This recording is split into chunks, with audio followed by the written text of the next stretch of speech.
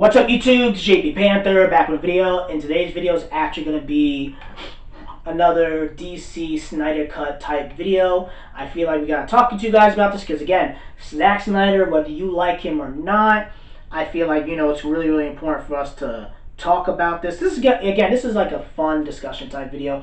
Also kind of serious as well because I've been seeing a lot of controversy with the Snyder Cut. Again, I've been seeing a whole bunch of stuff with it, like seeing on my news feed, seeing on my inbox, my emails and stuff like that. I've been getting notified by some of you guys about the Snyder Cut.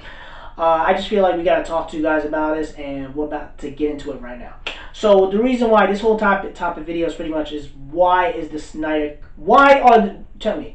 why is the media and the people against the Snyder Cut? And this is my personal opinion. Again, you guys can agree, disagree with me respectfully in the comment section below, and we're about to get into it right now.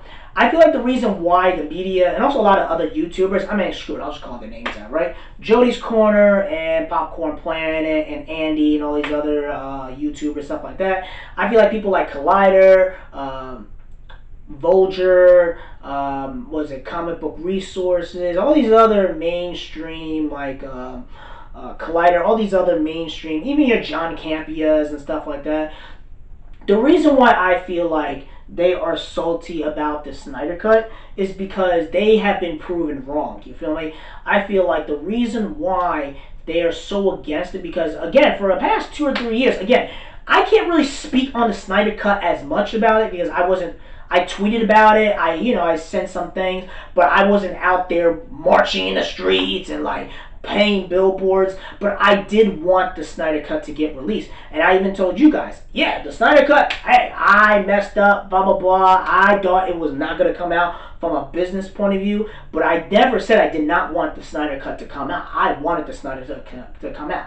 These other people, they just not willing to take the L and say, listen, at least I came out like a G. It's like, I lost, blah, blah, blah. It is what it is, and we keep moving on. A lot of these other YouTubers, a lot of these media people, they got to keep milking the Snyder Cut. Again, you could say I'm milking the same thing as well, but I wanted it to come out. I'm happy for the fans. I'm happy for the DC fans. I saw Abu Naz. He had the theme. He had his Zack Snyder theme, whatever. Again, I'm happy for the fan base. I'm happy for the DC fans that they've been fighting for like 3 years? Maybe more than that. I think it's like 3 or 2.5 years, whatever. So you guys been fighting for the Snyder Cut, and this is the first time a corporation actually listened to their demographic and listened to their audience. And I feel like the reason why they're so mad about it is because they don't have the same power and leverage like they did before. Again, we're in a post-coronavirus era. Things are tight. Money's tight. You know what I mean? You got to start listening to your audience. You can't be pandering to these radical feminists, these SJWs, the woke Twitter crowd, the Me Too movement, because they're not bringing you money like that. They're just not.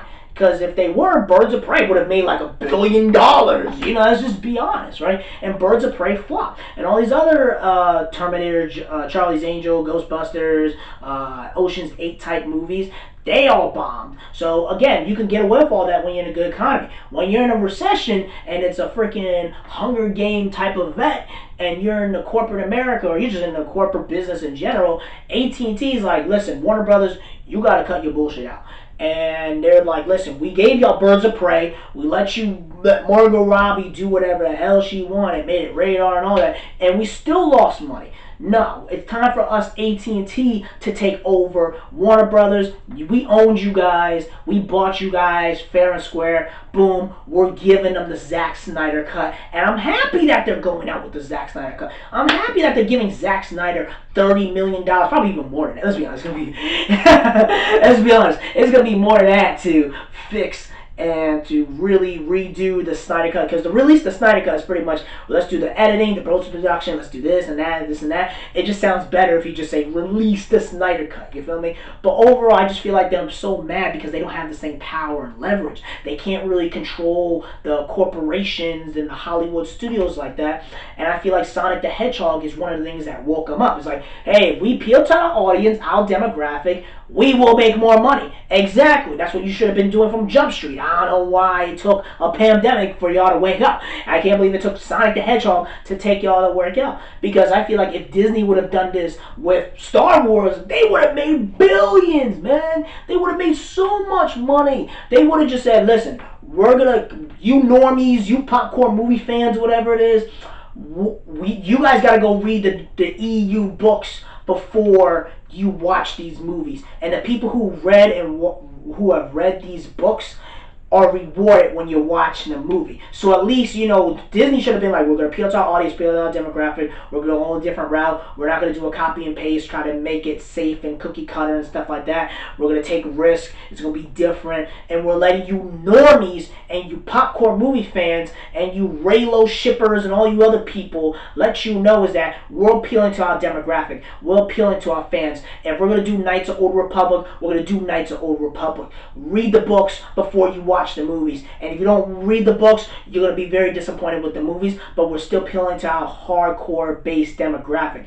If they would have done that, they would have made a bunch of money. But instead, they went cookie cutter. They tried to appeal to the SJWs and the Me Too movement and all that bullshit, and we saw what happened, whatever. I feel like AT&T, they're learning from their mistakes. I feel like they're learning from other studios' mistakes. You're in a freaking war zone right now, economically and politically, and we got to appeal to the audience. And I feel like that's one of the reasons why they're so mad that the Snyder Cut movement is more powerful than what it is. And also, they don't have as many leverage and clicks. And I feel like one of the things that also changed it was Joker, because the way the Access media went all crazy with Joker, they said it was going to shoot everybody, it was going to be like the Dark Knight Rises, and, it was going to be multiple shootings. I mean, they treated Joker like it was the coronavirus, you feel me? Like last year about, you feel me? They treated like Joker was going to destroy the whole entire world. And I feel like AT&T is like, bro, we freaking put out a product that's rated R. It's one thing they did all this and it was like PG-13 or like for kids, whatever, but it's rated R, very restricted,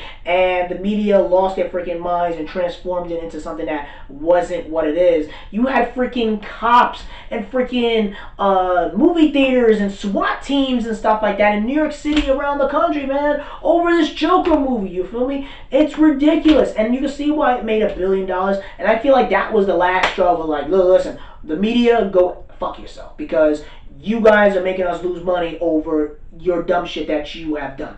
And I feel like that it's just time for them to listen to the fans, time for them to listen to their demographic. We know it's real. We know things are happening around the world. And I just feel like what's happening around the world, things are just changing, you feel me, business-wise and the business model. So I need to just like cut the media out. And also feel like a lot of YouTubers been caping as well, like John Campia, Andy, and Jody's Corner. Like a lot of them feel like, they've been so wrong about the Snyder Cut. They don't want to come out and admit like, yo, we were wrong, blah, blah, blah, and we move on. They still got to get those clicks, get their ad revenue, do all this other stuff. You feel me? They gotta keep milking this, milking it. And then like Jody Corner, he got released the Snyder Cut. Dude, they're not a friggin', you might have a few bad apples, you might have a few rotten apples, but overall, the whole Snyder Cut is about love, man. It's about getting what we want. I don't know why would you want, as a fan, not to see what the fans would want, you feel me? I just don't understand it.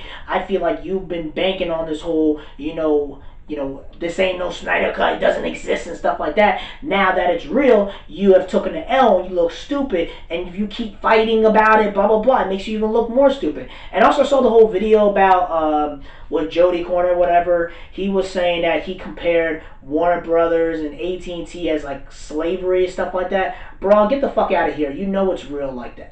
First of all, you don't play those type of games like that. That's some coon ass shit. You don't freaking go that far and attack the Snyder fans by comparing it, AT&T and Warner Brothers, to slavery. You know what I mean? You don't play that type of game, you feel me? I mean, Abu Naz G-checked and did a whole video about it and stuff like that. You guys could check it out. But, you know what I mean? You don't play those type of games, you feel me? This is fun and entertainment. You're trying to take it and make it into slavery and going, trying to make our people look bad and stuff like that. Like, that's not something that's appropriate for this type of thing. You could say, if I don't like it, I don't like it, and you move on. You don't just go and compare it to something that happened 400 years ago and try to mix it into AT&T and Warner Brothers. So Joni, fuck you. So I mean, really, I don't care. I just have to address it. But overall, the whole purpose I'm trying to say is that the fans won and the media's salty and they feel like they're losing power, losing grip, and there's nothing that they can do in this day and age. that's pretty much it, guys. Tell me what you guys think about this. Do you think do you guys agree with what I gotta say? Do you guys disagree with what I gotta say? Do you think the media is right? Do you think the fans are right? Let me know in the comment section below. Make sure you rate and like the video and subscribe. Make sure you subscribe to the channel. Peace and have a great day and take care.